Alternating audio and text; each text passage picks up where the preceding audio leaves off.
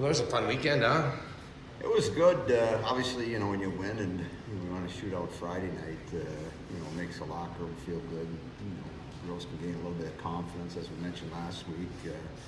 Some playoff atmosphere, and this week's going to be no different. And have some success up there. Obviously, games are very meaningful at this time, and they're meaningful to Minnesota. We were able to withstand some things and have a little adversity, rebound on it, and come away with a little bit of a crazy game Saturday night. But place was packed, biggest crowds I think they've had at Ritter. So it was just a fun atmosphere. I mean, the only thing that was missing, I wish I could have been playing it, but next best thing is coaching. So it was good, and a lot of our players, especially our younger players, showed some of the growth that some weekends you might not see that on certain individuals, but you get on a big stage and a big show and a lot of pressure on both teams, and how do you respond? And our freshmen responded real positively Saturday night.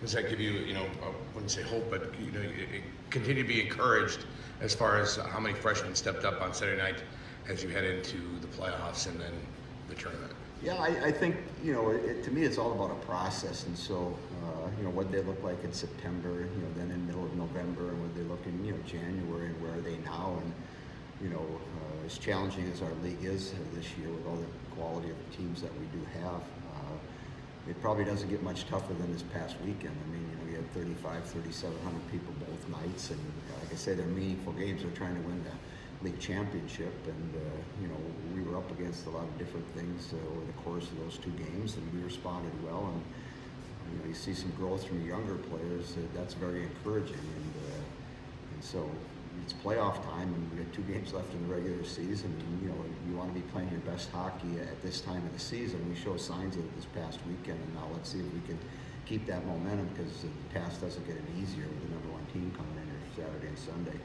What do you think the atmosphere is going to be like this weekend? I saw both games already sold out.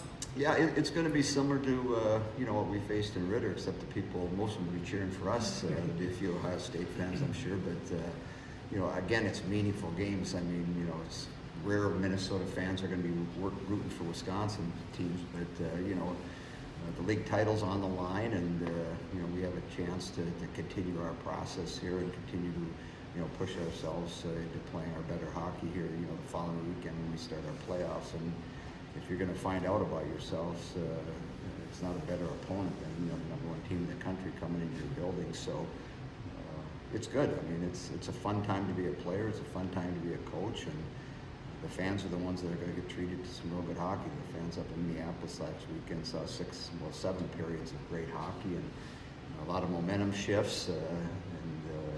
The end result is, we came away with a victory Saturday and then a shootout win Friday, and hopefully some of the energy and momentum we gained out of that weekend will carry over to this weekend. Mark, was there any specific reason why you think you were able to get 7 against a good Minnesota team? Did you do anything that, we had talked about that stretch where you were struggling scoring goals. Are you starting to do what you need to do, what you want to do? Yeah, and as players, if they haven't scored in a period of time, they start fighting the puck a little bit. They start gripping their sticks a little firmer, and all of a sudden you score one, and it loosens everything up. And so, Sims scored a great goal to make it 3-2 Saturday early, late in the second period, and then comes out and makes a highlight type goal. And so instead of being grippy and tighty, she comes down and makes an incredible play. We've seen her do that in practice, but can she carry it over that in the game? And scores a goal there, the early part of the third period to make it 4-2. So, and KK the same thing, she had an extra jump in her game Saturday night, and hopefully those things continue to grow in those players. And as I say, you see what they look like in September, and you watch them grow. The league's a lot different than it has been in years past with all the fifth-year players that we're playing against. So to see what we saw, and everybody saw Friday and Saturday up there, Claire Enright stepped in and scored a big goal Saturday to make it 2-1. And so those things are encouraging. Hopefully they'll continue to grow, and hopefully they'll gain a bunch of confidence in that, go on the ice this weekend with that confidence. Kind of just touch on Harvey a little bit. She got defender of the weekend conference. You knew she was going to be really talented when she came. I guess now that we're kind of getting toward the end of the season, has there been some pleasant surprise in terms of what, as you've kind of seen her day to day and how she goes about things? I think, part of, especially with the younger players, is trying to gain more experience. And so, her body of work, last year with the national team and how many games she played and how many minutes she got might look a little different than what she's getting this year. And then being a young player, playing against, some older teams around the country that we've had to face this year, it's gaining that experience. Part of gaining experience is making mistakes in some games and then figuring out, what I need to do to correct those mistakes. And then, where's my confidence? Do I feel comfortable going into Ritter in front of 3,700, people? She hasn't experienced that. Now she's experienced. She's had some success under that, game setting, and those are situations that you grow, whether it's gone well or whether it hasn't gone well. You can grow as a player. If they go well, like it did Saturday night. You watch her practice today. She's got a little extra jump in her stride. You can tell her confidence, shot up a little bit. And you see that with younger players, especially the freshman class, where one weekend they play well and their confidence is all sky high, and the next weekend things don't go well and they're down here. And so I got to find that happy medium. And I think with KK, as she continues to gain some experience and play against, some of the teams in our league, get involved in the playoffs here, then she'll get a chance to play in the World Tournaments again this spring. I mean, those things are just going to help her grow as a player. And some of the things we're seeing now, we'll probably see more consistently as she continues to grow. Where did learn this from? I don't know. I'm not into that stuff, so it's. But She's too young to have been around for yeah. hassle doing that in this building. Yeah, so it's fun to see players get rewarded that that work hard, that play really strong, that maybe the normal fan doesn't see what happens within the context of the game. But look at Friday night's game. I think we blocked 24 shots, and Britta was probably one that was leading the pack.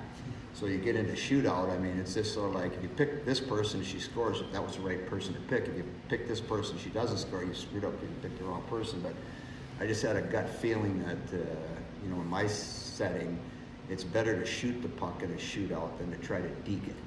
And so I figured with Britta being third person shooting, she's probably going to shoot the puck, which gives us the best chance to maybe score a goal. And it ended perfectly.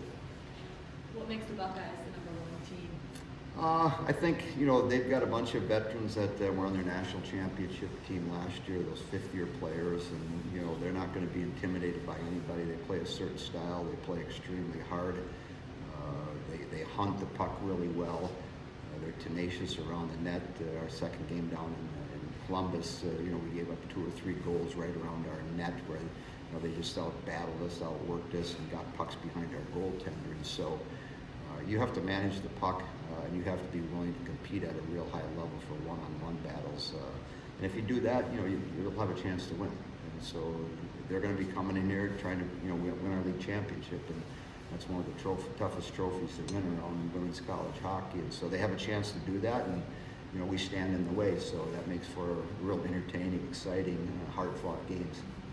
It's unusual seeing Webster on the other side down there after having so much experience with their previous years.